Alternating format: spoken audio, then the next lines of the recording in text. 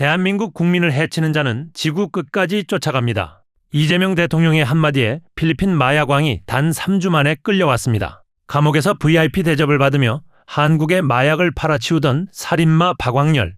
내 뒤에 한국 검사들 있다며 떵떵거리던 그가 전격 송환됐습니다. 마약과의 전쟁을 외치고도 서류 한 장 안 보냈던 전 정부와 달리 정상회담 직후 단 3주 만에 범죄자를 잡아들인 이재명 대통령의 역대급 사이다 외교. 넌 남자도 아냐라며 끝까지 허세를 부린 마약왕의 최후. 지금 영상으로 확인하시죠. 이재명은 합니다. 나 이게 이렇게 전격적으로 한 3주 만에 이게 이루어집니다. 그렇습니다. 필리핀에서 대통령이 얘기했죠. 교도소인데 교도소 같지도 않고 거기서 애인 불러다 놀고 막 거기서 왕으로 지내고 거기서 우리나라의 그 마약 유통을 어마어마하게 하고 있는 그 인간 잡아와야 된다. 맞습니다. 마르코스 대통령 만나가지고 예, 우리가 좀 처벌할 수 있게 인도해 주십시오 했는데 오늘 아침에 됐다면서? 그러니까요. 이게 전격적으로 발표를 했는데 원래는 그때 그 방문하셨을 때 필리핀 방문하셨을 때 충분히 얘기가 됐던 사안입니다. 네. 범죄인 인도 조약에 근거해서 임시 인도를 받겠다. 국내에서 처벌하게끔 해달라라고 요청을 했는데 네. 이게 오늘 이제 청와대에서 발표한 거고 박광렬이라는 사람은 이제 뭐 마약왕이기도 합니다만은 필리핀에서 한국인 3명을 살해한 혐의로 그게 중요해요. 맞아요. 2016년에 핵심 인물, 사탕수수밭 살인 사건의 핵심 인물이고 국내에서는 심지어 뭐 150억 원대의 유사수신 범행을 벌이다가 필리핀으로 도망갔다가 한국인을 심지어 필리핀 현지에서 총으로 쏴서 살해한 범죄자입니다. 게다가 그렇습니다. 또 그 안에서는 감옥에서는 뭐 황제처럼 지내기도 했습니다만은 마약 범죄에 여전히 연루돼 있는 심각한 범죄인이기 때문에 이 사람은 그냥 방치했다가는 동종의 범죄가 또한 뭐 한국인이 만약에 필리핀에 이제 갇혀 있는 상황이 된다면 이거는 마약을 통한 범죄를 한국을 대상으로 텔레그램을 통해 펼쳐도 되겠구나라는 사례를 주는 것이다. 그렇지. 빨리 인도를 받아야 된다라는 그렇지. 요청을 했고 전격적으로 한국에 잡혀 들어왔습니다. 어떻습니까? 이 효능감. 늘 효능감 있었죠. 이것뿐만 아니라 이재명 대통령이 지금까지 했던 모든 국정 운영이 다 효능감 있었죠. 네. 그런데 이거는 지난번에 이재명 대통령이 여러 번 얘기했어요. 대한민국을 해치는 자는 지구 끝까지 추적해서 잡겠다. 그렇습니다. 그걸 그 실체를 냈죠. 그러니까 저기 보면서 얘기하죠. 저기 SNS. 그리고 이제 이 박광렬이라는 사람이 한국인에서 오고 이런 문제가 아니라 한국인을 대상으로 범죄를 저지른 그렇습니다. 인간이에요. 네. 그러니까 이거는 천벌을 받아 마땅하고 우리 대통령 입장에서 우리 국민을 해치는 어떤 누구라도 가만두지 않겠다. 그렇습니다. 근데 외교적 성과로 풀어냈잖아요. 마르코스 대통령 만나서 요청을 했고 3주 만에 이루어졌어요. 그렇습니다. 그러니까 이재명 대통령의 외교는 그야말로 효능감의 끝판왕이다 이렇게 볼 수 있는 거죠. 결국. 효능감의 끝판왕이다. 아무튼 이게 그 문재인 대통령 때도 그 법무부를 통해서 2018년도에 요구를 했었어요. 그리고 윤석열 때는 당연히 그 방문까지 했었죠. 신경도 안 썼습니다. 그런데 이렇게 이루어질 수 있었던 건 물론 탑다운으로 될 수도 있겠지만 그 이후에 실무진들한테 대통령이 계속 얘기했을 겁니다. 어떻게 됐어요? 어떻게 됐어요? 빨리 해봐요. 아직도 안 됐어요? 네. 그래서 이렇게 된 거라고 저는 확신을 합니다. 정말 다르다라는 말씀. 그런데요, 박광렬이 오늘 아침에 이제 잡혀갖고 오는데 이상한 얘기를 하면서 기자한테 들이댑니다. 보세요. 오늘 송환된 심경 어떻습니까? 앞에 나와서 이제 좀 말씀. 필리핀 교도소에서 호화 생활 하신 거 네. 맞아요? 국내 박광렬이? 마약 판 혐의 인정하십니까? 텔레그램으로 조직원들한테 직접 사과하셨어요? 얼마예요? 남자 기자를 쳐다봅니다. 피해자 요구서 사실 같은 거 없으세요? 넌 남자도 아니요. 남자 아니라고요? 그럼 여자였나? 뭔 소리? 뭔 소리를 하는 거야? 그러니까 뭔 소리인지 모르겠는데 그래서 전 양반이 직접 본인도 이걸 한다는 얘기도 있잖아요. 그래서 아주 뭐 힘든 상태인가? 그 뭐라 그래 그 환각 상태? 아니 끊으면은 힘든 거. 금단 증상? 금단 증상인가? 이 생각이 들 정도로 횡설수설하는겨. 넌 남자도 아니여. 그러니까 기자가 더 웃겨. 뭐? 그때는 그냥 생각으로 이렇게 해야 되는데 네. 저 남자가 아니라고요?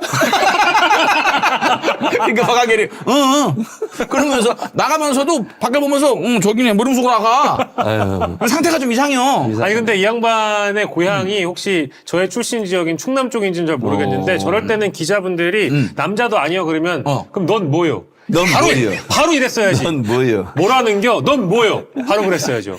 원래 대전식은 예, 친절하게 되물을 필요가 없는 거예요. 넌 남자도 아니여. 넌 뭐요 그럼?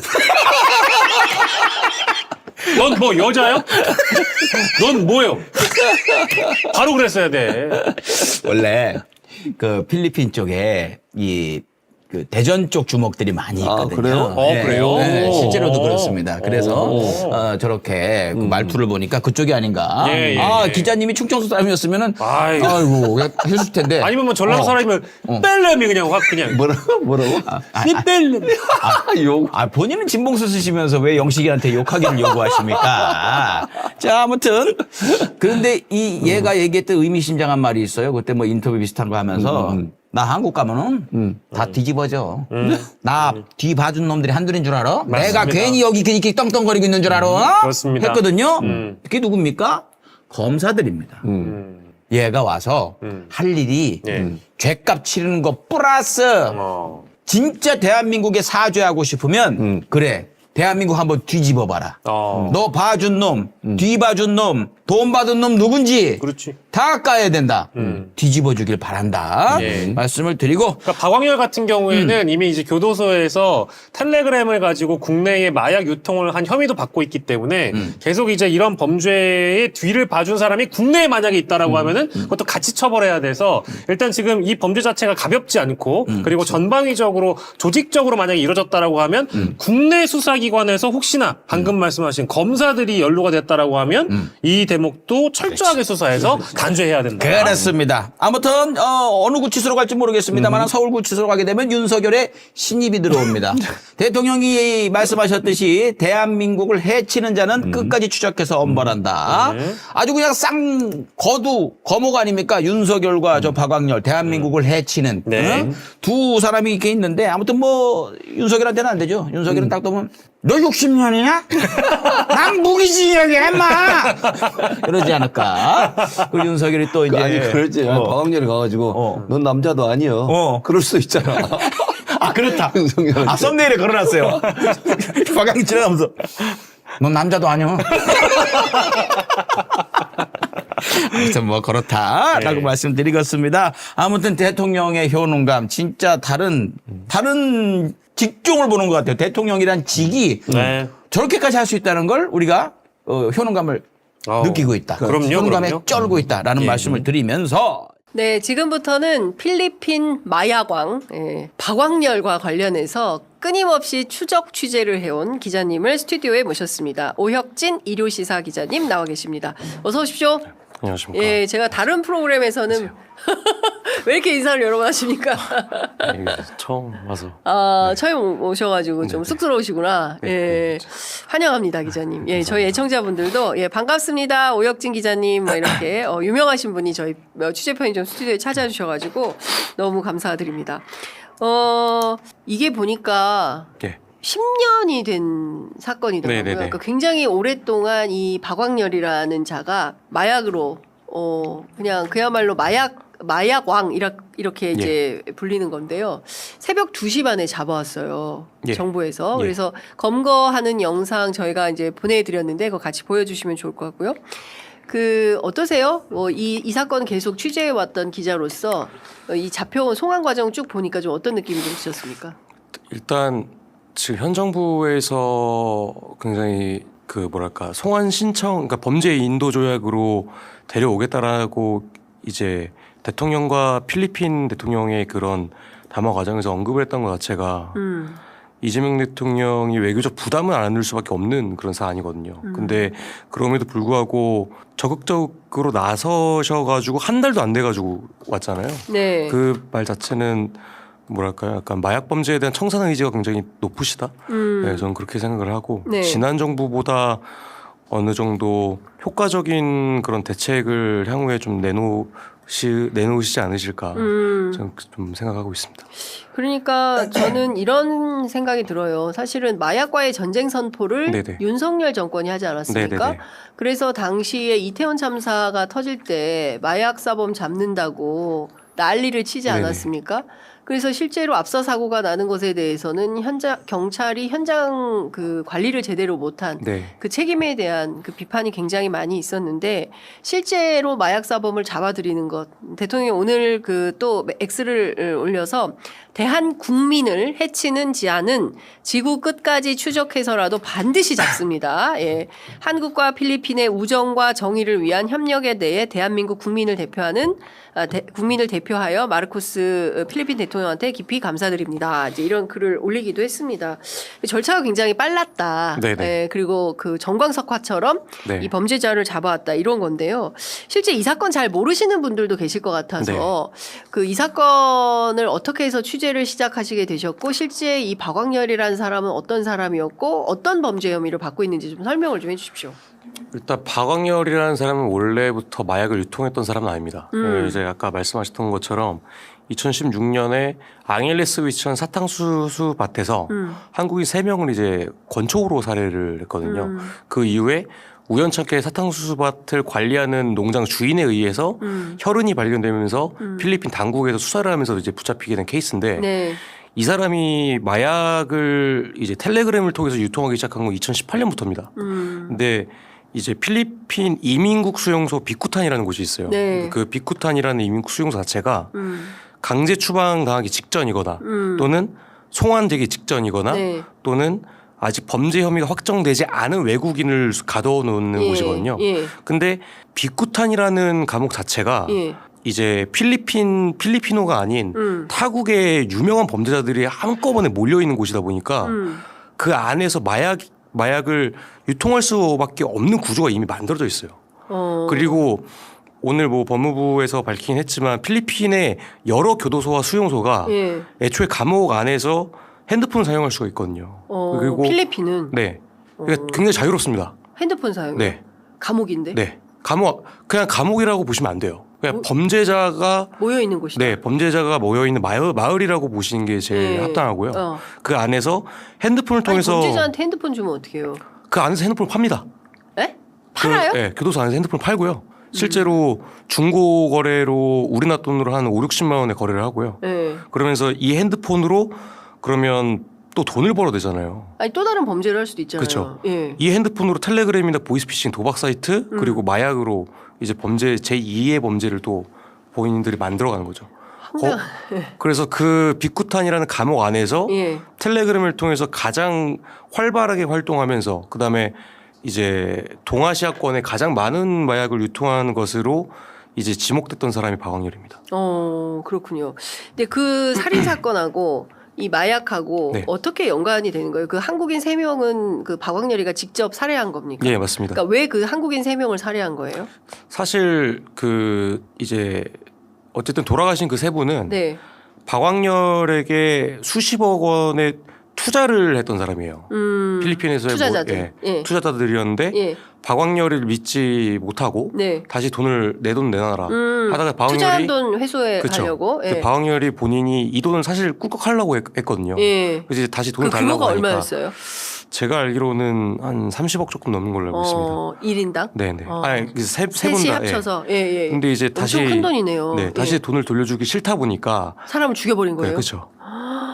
엄청난 끔찍한 범죄 혐의를 받고 있는 네네. 사람인데 이제 궁금한 것은 이 박광렬이라는 사람이 앞서 말씀 주신 대로 원래 마약을 팔던 사람이 아니었다라고 하셨어요. 그러니까 네. 평범한 사업가? 네. 였는데 결국에는 마약왕이 되기까지의 어떤 과정이 있을 것 같아요. 그 사실 뭐 언론에 잘 나온 내용은 아닌데요. 네. 그냥 그런 사실 얘기 때문에 오혁진 기자님을 모신 겁니다. 언론에 잘 안 나오는 얘기를 들으려고. 비쿠탄이라는 감옥에 가면 누구나 박광렬처럼 될 수 있습니다. 그 감옥이 문제다. 네네. 그러니까 사실 비쿠탄만의 문제가 아니고요. 네. 필리핀의 여러 교도소가 다 그렇습니다.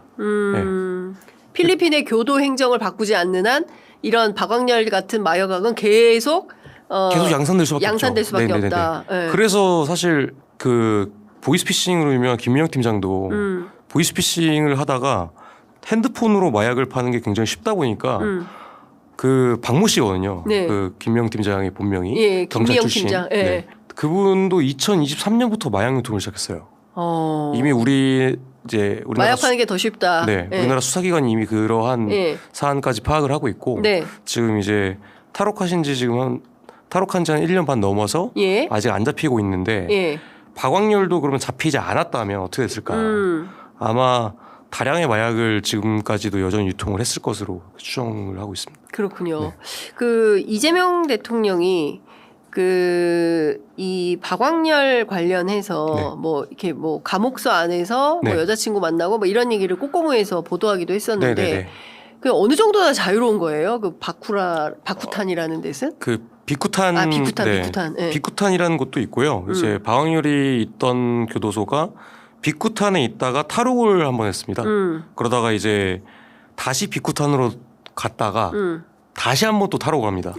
그러다가 이제 뉴빌리비드 교도소라는 예. 곳으로 이감이 돼요. 예. 근데 그 뉴빌리비드라는 그 교도소는 예. 그냥 영어로 구글에 뉴빌리비드가 줄여서 NBP 프리즌이라고 하거든요. 이 NBP 프리즌에 대해서 그냥 구글에 검색만 해도 그 내부가 어떤지가 너무 적나라하게 나오거든요. 안에서 그 사람들이 집을 짓고 삽니다. 교도소인데. 집을 지어요? 네. 그러니까 뭐 2층짜리 뭐 집을 짓는다거나 예. 그러면 그 집 안에 뭐가 있냐면요. 예. 당구대 그리고 여성들을 불러서 뭐 약간 스트릿바 같은 그런 봉 같은 거 있지 않습니까? 그런 것도 여러 번 나왔고요, 실제로. 예. 그리고 권총도 나온 적도 있고 예. 마약이 나온 적도 있습니다. 그리고 제가 추가로 취재를 해봤는데 MVP 방금 말씀드린 MVP 프리즌에서 작년 12월에만 1급 교도관이 다량의 마약 소지 혐의로 해고가 됐습니다. 그런 곳입니다. 우리로서는 좀 상상을 네네, 이해하기 좀 힘든 곳이죠. 상상을 초월하는 수준인데, 근데 이 필리핀이라는 나라 자체가 이 범죄자들을 이렇게 관리하면 오히려 범죄인 양성소 같은. 네네. 그래서 필리핀의 치안이 매우 어려운.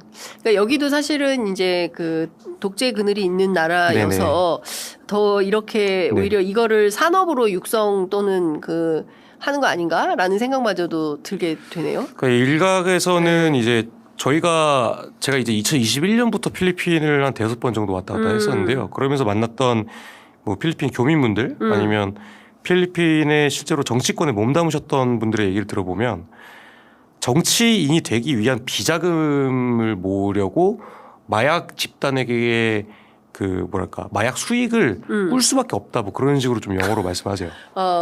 그래서 실제로 필리핀 정치권과 네. 필리핀 안에 있는 마약 범죄 집단하고 조직하고. 범죄 조직과 이제 결탁이 돼 있다. 그 커넥션이 아예 없는 건 아닙니다. 아니다. 네네. 예. 야, 그 참 이게 그 좀 매우 좀 네, 좀 이해하기 좀 이해하기 힘든, 어려운 네. 그런 나라인데요. 실제로 2021년부터 이 박광렬을 취재하시면서 직접 만나보기도 했었다면서요. 필리핀에서 만나신 겁니까? 한국에서 만나신 겁니까? 전자입니다. 당연히. 네, 필리핀에서. 예, 예, 네. 예. 어떻게 해서 처음에 만나게 됐어요? 그러니까, 전화하니까 받아요? 그러니까 저희가 맨 처음 접촉을 했을 때는 솔직히 좀 무서울 거 아니에요, 사실. 예. 제가- 사람 범죄자인데. 제가 그 박광렬이라는 사람을 어떻게 취재했는지부터 말씀을 좀 드려야 될 것 같아요. 그러니까 제가 예전에 버닝썬 사건이라는 걸 취재를 하면서 네. 그 이후에 이제 황하나 마약 사건을 취재를 하다가 네. 그때까지만 하더라도 2020년에는 우리나라가 약간 마약 청정국이다라는 예. 그런 이미지가 있었어요. 그렇죠. 예. 근데 직접 취재를 하다 보니까 수도권에 마약이 너무 많은 거예요. 경찰들도 이미 점점 마약이 많아지고 있다라는 걸 인지를 하고 있고 그러다 보니까 그러면 우리나라로 어디서 이렇게 많은 양의 마약이 올까라는 네. 걸 추적을 하다가 이제 복수의 언론사에서 마약왕 전세계라는 인물이 등장을 하기 시작을 합니다. 그게 이제 2021년이거든요. 네네네. 그때부터 이제 박광렬과 이제 동남아 3대 마약왕으로 최정옥, 박광렬, 김영렬이라는 인물이 나오기 시작을 해요. 예. 그 중에서 가장 자유롭게 그 필리핀 감옥에서 온갖 특혜를 누리고 있는 사람은 박광렬이다. 라는 얘기를 이제 제가 경찰 관계자를 통해서 얘기를 듣고 네. 그래서 가서 이제 직접 접촉을 하게 됐죠. 직접 만나보니까 어때요? 아니, 그러니까 처음에 그래서 접촉을 하게 됐는데 전화하니까 받은 거예요? 아니면 필리핀 당국에서 연결? 제가 이제 명함을 드리고 명함을 박광렬에 네, 주고 네. 그걸로 이제 텔레그램으로 이제 연락을 한 거죠. 텔레그램으로. 그래서 뭘 모시에 어디로 와라. 그래서 어디서 만나신 거예요? 교도소 안에서 만났습니다. 네. 면회실에서. 처음에 아니요, 딱 만나니까 인상이 어때요?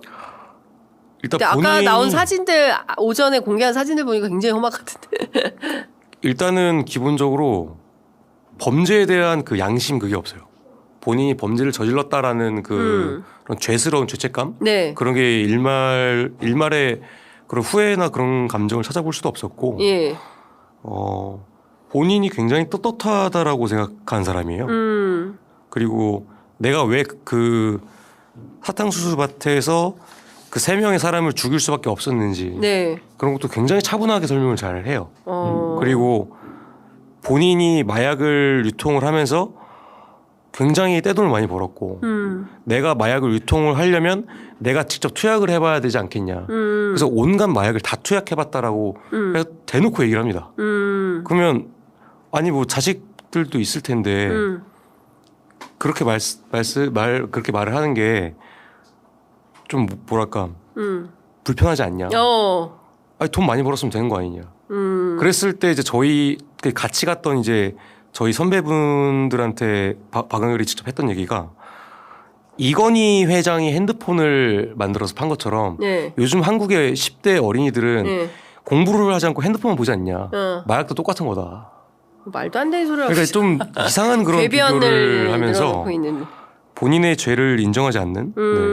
야, 근데 그런 사람이 뭐 당구대 뭐 이런 거 설치해 놓고 호화 생활을 하고 있었다는 네네네. 거지 않습니까? 네. 그리고 300억대의 그 마약을 60kg인가요? 50kg 최소 50kg 이상으로 예, 네, 이거를 추정되고 이제 있습니다. 마약을 이제 국내에 유통을 네네. 시켰던 것이고 더 중요한 것은 그 박광렬이가 국내로 마약을 유통시키기 위해서는 이제 공범이 있을 거 아니겠습니까? 공범 있죠. 예, 공범이 네, 맞습니다. 있기 때문에 이제 공범과 조직이 있으니까 이게 가능했었던 네네네. 거잖아요. 그래서 이 300억이나 되는 돈을 벌 수 있었던 거 아니겠습니까? 네네. 그러면 이제 국내의 수사력은 이 박광렬과 내통한 공범을 잡는데 수사력을 집중해야 되지 않을까?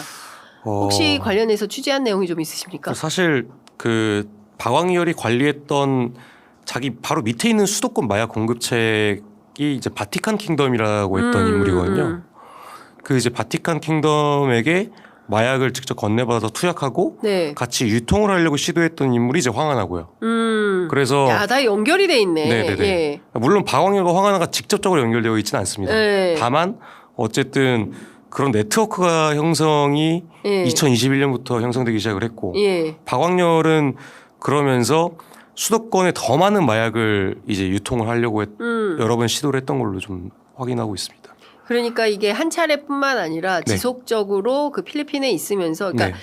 이제 해외에 나가 있는 범죄자들이 네. 국내의 다양한 선을 뚫고 네. 그 네. 선을 통해서 국내로 계속 뭐 마약이 됐든 네. 뭐 그 스캔 범죄가 됐든 뭐 네. 이런 것들을 유통시키려고 하는 네, 네, 네. 그게 굉장히 끔찍한 그러니까 네. 이제는 이제 범죄도 국제연대를 하네요. 그쵸. 그래서 네. 국제 조직을 통해서 이렇게 하고 있다. 국내에서는 잘 안 되니까 네네. 뭐 이런 생각이 좀 드는 것이고 인터뷰를 또 많이 했더라고요.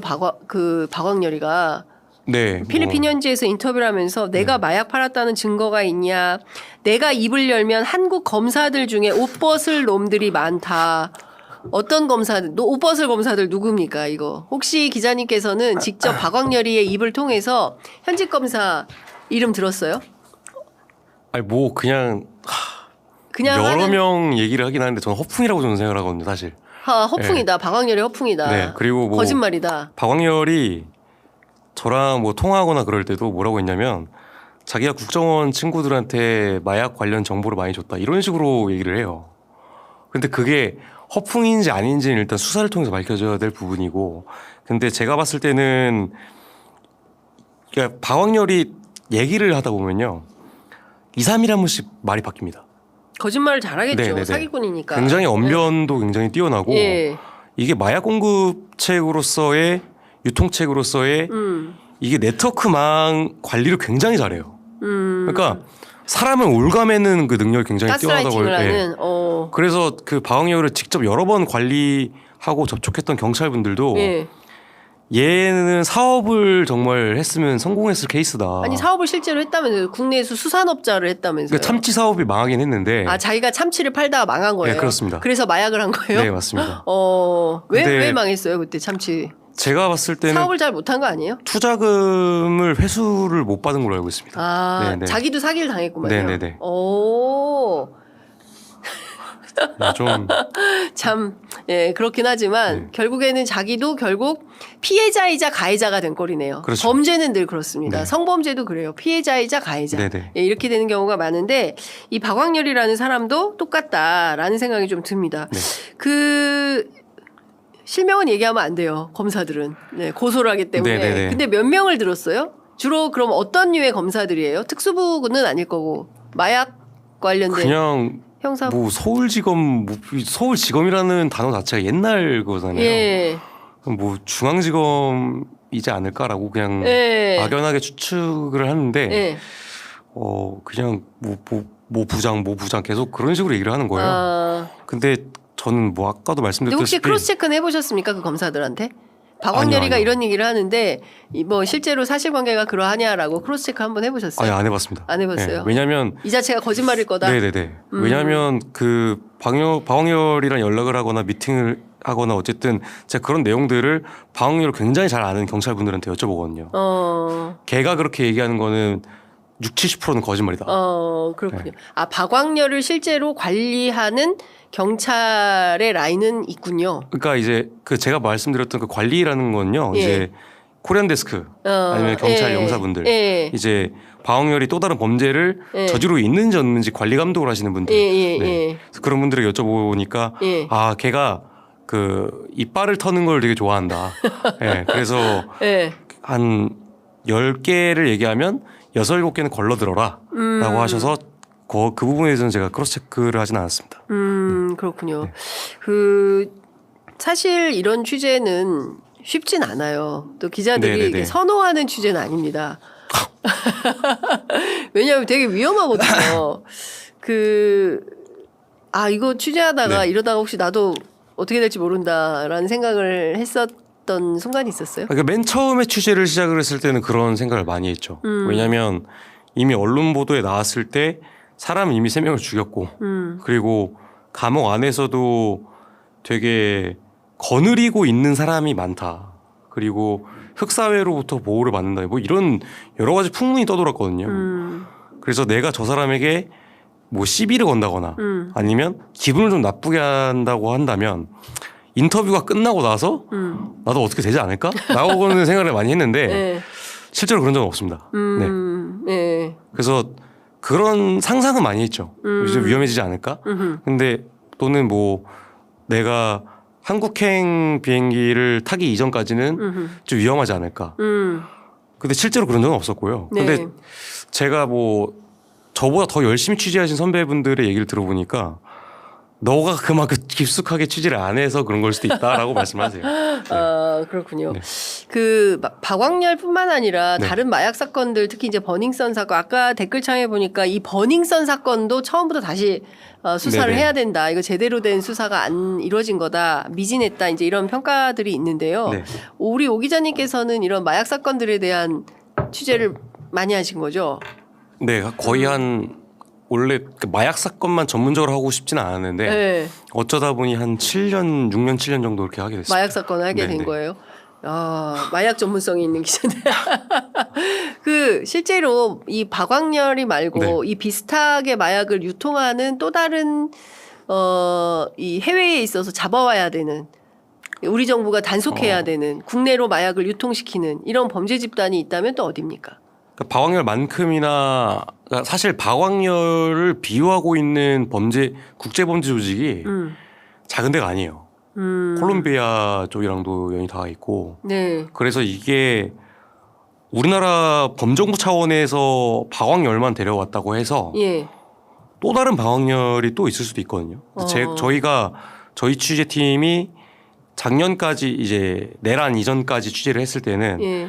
제2의 박광렬이 여러 명 있습니다. 그리고 이미 국수본에서도 걔네들은 잡아야 된다라고 이미 첩보 수집을 굉장히 다량으로 하고 있고 네. 뭐 송모 씨, 뭐 박모 씨 여러 명이 있는데 예. 다 해외에 있는 거예요? 예, 이 사람들도 다 필리핀에 있습니까? 필리핀이랑 말레이시아 쪽에 있습니다. 필리핀하고 네. 말레이 쪽에. 예. 그러니까 이게 그 뭐랄까요 골든 트라이앵글이라고 하는 예. 이제 지구상에서 가장 많은 마약이 유통되는 이제 시작점이라고 네. 하는 곳이 있는데 거기가 이제 베트남, 캄보디아, 라오스 국경지대를 일컫는 말이거든요. 네. 근데 이곳 말고도 이제 말레이시아와 필리핀의 그 국경지대가 있습니다. 거기가 이제 필리핀은 사실상 이 민다나오 반도, 반도라기보다는 그 남부 필리핀 남부 쪽이거든요. 이쪽은 필리핀 정부에서 건드릴 수가 없는 지역이에요. 그 민다나오 그 남부 지역은 우리나라 외교부도 검은색으로 칠해놓은 곳일 정도로 여행을 못 갑니다. 그리고 거기는 우리나라 코리안 데스크나 경찰 영사가 접근하기도 굉장히 어려운 곳이에요. 만약에 박광렬과 같은 인물이 그곳으로 도망을 쳤다. 못 잡습니다. 그러니까 이제 이재명 대통령께서 어쨌든 박광렬이 아직 감옥에 있다 보니까 굉장히 재빠르게 결단력 있게 잘 데려오셨다고 저는 생각을 하고 근데 제가 방금 말씀드렸던 그런 제2의 제3의 박광렬들이 지금도 속속 출연을 하고 있고 소식이 계속 들려오고 있다. 그래서 뭐 오늘 법무부에서도 강조했던 것처럼 필리핀 수사당국하고의 공조 체계가 끊임없이 좀 유지가 돼야 된다. 좀 강조를 좀 하고 싶습니다. 근데 이제 앞서 말씀 주신 대로 이제 필리핀의 교도 행정이 네. 제가 보기에는 범죄 친화적으로 운영이 되고 있다면 네네네. 필리핀 당국하고 협력을 해서 우리가 범죄자들을 잡아올 수 있을까라는 의문이 좀 드는데요. 이게 사실 대통령의 의지만 있으면 그냥 데려올 수 있거든요. 감옥 안에 있는 사람은 범죄 임시 인도 조약으로 데려올 수 있는데 윤석열 정부 아까 저기 선배님께서 말씀하셨던 것처럼 윤석열 정부에서 마약과의 전쟁을 선포를 했으면 윤석열이라는 사람이 의지만 있고 마음만 제대로 먹었으면 박광렬 데리고 올 수 있었어요. 그래서 저는 오늘 좀 법무부의 입장 발표에서 조금 화가 났던 게 뭐냐면 법무부는 2017년부터 박광렬에 대해서 꾸준히 데려오려고 시도를 했다고 해요. 근데 저희가 박광렬에 대해서 취재를 했을 때 2022년과 23년에 저희가 뭐 대변인실이든 뭐 국정석과든 여러 담당 부서를 통해서 확인한 내용인데 송환 신청서를 안 보냈어요. 법무부가. 네. 그러니까 관심조차 없던 거예요. 그러니까 아니 근데 꾸준히 인도 시도는 하고 있었다면서요. 그러니까 법무부가. 이게 외교부와 협력을 통해서 외교적인 차원에서 접근을 한 건지 실제로 송환 신청서를 보냈는지 아니면 법무부에서 담당 공무원을 파견을 보내서 실제로 필리핀 정부와 협상을 적극적으로 했는지 그런 여러 가지 방법들이 있을 거 아닙니까? 근데 저희가 최소한으로 확인을 했을 때는 송환 신청서도 보내지 않았었다. 근데 그때 당시 장관이 한동훈 장관이었거든요. 그러니까 2017년부터 법무부가 박광렬에 대해서 꾸준히 인도를 하기 위해서 시도를 하긴 했는데 무슨 시도를 한 거예요? 그러면 송환 신청서도 안 보내고? 그거는 이제 외교적인 그런 노력을 이제 좀 비밀리 그런 게 있기 때문에 오늘 제가 국제영사과장 여쭤봤는데 모든 것들을 다 얘기할 수는 없다. 굉장히 민감한 내용도 많지 않겠냐. 좀 납득은 안 됩니다. 네, 좀 이해가 안 되는 그런 거긴 한데. 그렇군요. 어쨌든 지금 상황에서 수사당국에 꼭 부탁하거나 당부하고 싶은 현장을 뛰었던 기자 입장에서 이 마약 퇴치가 굉장히 중요한. 네네. 아까 말씀하신 대로 수도권에 상당히 많은 특히 이제 청소년들을 중심으로 해서 마약이 많이 퍼져 있다고 한다면 이 소탕이 필요한 거거든요. 대한민국이 더 이상 마약 청정국이 아니다 이렇게 하고 넘어갈 일이 아니라 어떻게든 마약 청정국을 만들어야 되는 게 정부의 사명이다라는 생각이 좀 드는데 그렇다면 우리 수사당국이 어디에 좀 수사력을 모아야 된다고 보십니까? 일단은 그러니까 원래 우리나라는 마약 유통 경유지였어요. 그저 한국을 대상으로 유통을 하는 타겟팅이 아니라 타겟팅 국가가 아니라 한국을 통해서 다른 나라로 유통하는 그런 유통 경유지였거든요. 왜냐하면 우리나라의 마약 값이 굉장히 비쌉니다. 그러니까 제가 한 가지를 예를 들어서 말씀드리면 필리핀에서 필로폰 1kg는 1억도 하지 않습니다. 근데 우리나라에서의 필로폰 1kg는 5억 원, 6억 원을 호가합니다. 그러니까 벌써부터 마약을 유통하는 사람들 입장에서는 마진율이 5배, 6배가 남다 보니까 한국을 대상으로 유통을 할 수밖에 없는 거예요. 그러니까 이게 왜 그러면 한국을 대상으로만 마약값이 비싸냐. 한국이 그러니까 우리나라의 이 검열이나 아니면 세관의 이런 관리 감독이 굉장히 나름 수준이 높은 편이거든요. 네. 근데 한국을 통해서 마약을 하면 더 비싸게 팔 수 있다 보니까 한국을 포함시킬 수밖에 없는 겁니다. 그러면 어디에 수사력을 집중을 해야 되냐. 네네. 이제 해외 공조 네트워크망을 좀 제대로 좀 구축을 하고 그 다음에 뭐 정보기관이라던가 수사기관과 여러 좀 협력을 통해서 네. 그러니까 뭐 A라는 정보기관이 있으면 네. 뭐 검찰에만 주고 경찰에만 소스 주고 이런 게 아니라 좀 전문적인 TF팀을 완전히 꾸려가지고 합수본 형식처럼 네. 좀 되게 좀 뭐랄까요 좀 체계적으로 좀 움직일 좀 필요가 있다. 그렇군요. 네. 사실은 이 강릉 옥계양 사건도 있었지 않습니까? 네네네네. 그것도 굉장히 심각하고 최근에는 강원도 창고에서 무려 122만 명이 투약할 수 있는 코카인 제조 네, 일당이 코카인. 또 잡히기도 했다라는 건데 사실 저희가 어렸을 때는 상상하기 어려운 일이었는데 어느새 한국이 이렇게 마약과 관련해서 집중적으로 관리하지 않으면 큰일 날 것 같은 그런 상황에 봉착한 것 같습니다. 하여튼 오늘 마약왕 박광렬이가 국내로 송환되면서 저희가 하여튼 그 사회부 가운데서도 가장 엄청나게 센 취재를 하는 마약 취재 전문성이 있는 오혁진 기자님 모시고 자세한 말씀 들어봤습니다. 오늘 말씀은 여기까지 듣겠습니다. 고맙습니다. 감사합니다.